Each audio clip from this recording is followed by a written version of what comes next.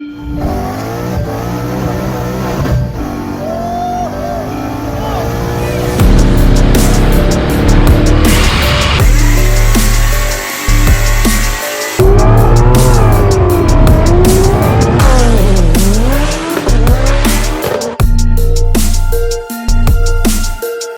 a Boss 302, LE47s, and free-flowing exhaust.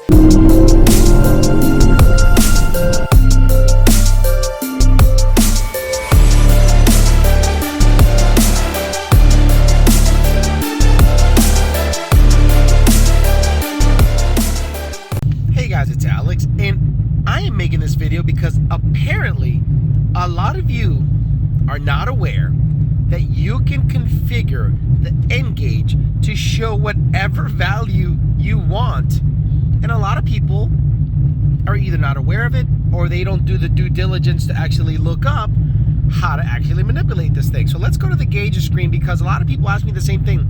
Hey Alex, what do you want me to look at on the main screen? And I go, well, there's a 6 matrix, 1, 2, 3, 4, 5, 6. And then there's, I believe, a 4 matrix screen and a gauge and a couple other things. So this is the 4 matrix screen and this is the 6 matrix screen. So 4 matrix, what do you want to keep an eye on? Now a lot of people think when they first turn on the N gauge that you're stuck with those signals, that you're like, well, that's all I gotta look at, see you later, I'm fucked. No. So let's go to the 6 matrix. What I'm taking a look at is short-term fuel trim bank 1, short-term fuel trim bank 2. The car is on a cam lobed idle tune, so you can see spark is jumping around and short-term fuel trims are jumping around, so when you rev it up, they stabilize slightly. See? They just kind of hang out. But we let it chop again, and once she starts chopping, everything starts to move around. That's 100% normal. Don't stress it. So, let's say I want to look at something else. Let's say I want to look at, instead of long-term fuel trim, I want to look, so okay, let's go back so you can see everything that's happening. Connect, let it connect. I don't know why the hell I did that, but I need about a 10-minute video because I got to monetize this sucker and get paid. So let's go. If you can do this to any of these, signal, meaning the signal you want to see, and then you choose the signal you want to see from all of this shit. I mean, guys, there's a shitload of signals. Now, anything with a Z, you cannot monitor. Why? Because the Z signifies that it is for the ZT2 setup. Z, what the fuck? Fuel temp, that you'd have to wire that in. Digital ethanol, you'd have to wire that in. Z lambda, that is for old GT500s. Anything with a Z has nothing to do with you and what the stock operating system is spitting out. So let's go all the way to the beginning and let's see what we can select from it. Now, I'm not going to go through the whole thing, but look at that, guys. You saw all of those things that were selectable. Speed, RPM, battery voltage, coolant temp, whatever the fuck that is, spark advanced total. I mean, look, diff temp. This is not a performance package car, so you will not be able to see diff temp, but you can definitely see diff temp on my performance package car. So you can do this to anything. Knock. That's something I don't even care to look at. I'm on E85, but let's say that's what you want to look at. You go back to knock, you hit the check mark, and that guy you selected earlier that used to be LTFT 1 or 2 now goes to that. So you can configure every single little thing here to whatever you want. Now, what would I suggest you look at? Well, I like looking at short-term fuel trim bank 1 and bank 2. Bank 1 is passenger side. Bank 1 is passenger side. Bank 2 is driver's side, okay? So when you say bank 2 is acting up, well, that means driver's side. So if you have a issue with bank 2, that's an issue with the driver's side. If you have an issue with bank 1, that's an issue with the passenger side. So I like to monitor short-term fuel trim bank 1, short-term fuel trim bank 2. That means if an O2 is starting to go, if I have an exhaust leak, if it's a dead wideband, I I can tell which side is which. I also like to look at spark, meaning max spark. Now, a lot of you guys freak out because spark moves around a lot. Look at how much it's moving now. Again, when I rev it, it stabilizes. Why? Because it's load and RPM dependent or related, basically. So let's see if I can keep it at 1500 RPMs. Oh, 45 degrees. That's fine. That's 100% fine. There is no load on this vehicle. The only time you should be looking at spark is under wide open throttle conditions. Any other condition, it's gonna move. It's gonna move.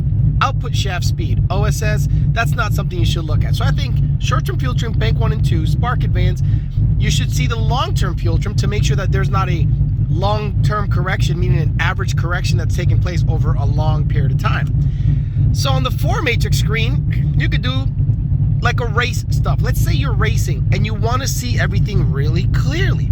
Well, you could do spark, knock, I don't know what the hell you want to do down here. Let's say it's a flex tune. You could do ethanol percentage.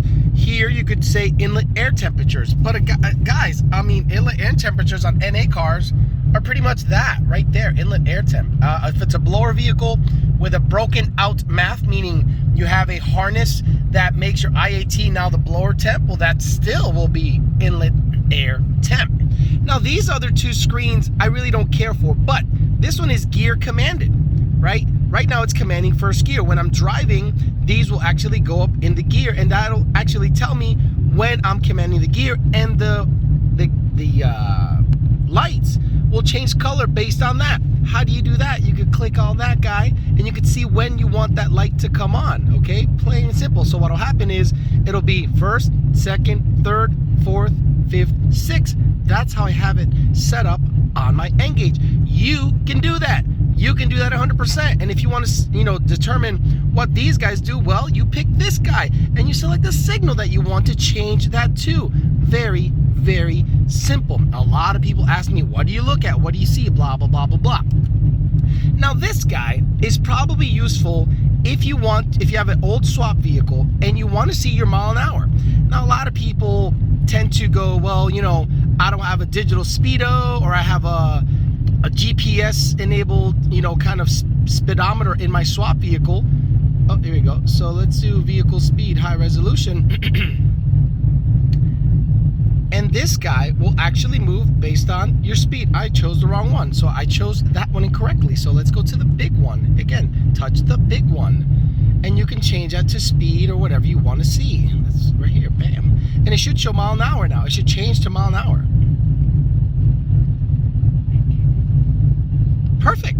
Look at that. So if you have a swap vehicle and you don't have, let's say you have an old hot rod and you don't have any mile per hour, any way of knowing your vehicle speed, as long as your gear ratio and tire size are proper in the tune, especially on Gen 1, this guy is not a bad little guy to have for speed indicator or speed indication. If you want to change this little guy down here to something like engine coolant temp, you tap that and you can, maybe because you have an old hot rod, so you probably want to pay attention to that, so you go to engine coolant temperature. So now the bottom one will be engine coolant temperature and the top one will be speed. So if you have a swap vehicle, this is a wonderful gauge setup to have because you can see everything that's happening, the important stuff, and then you can sweep back and forth and see what other things you want to look at, whether it's short-term fuel trim or whether it's speed, or long-term fuel trim. So again, all of these are fully customizable, and this video,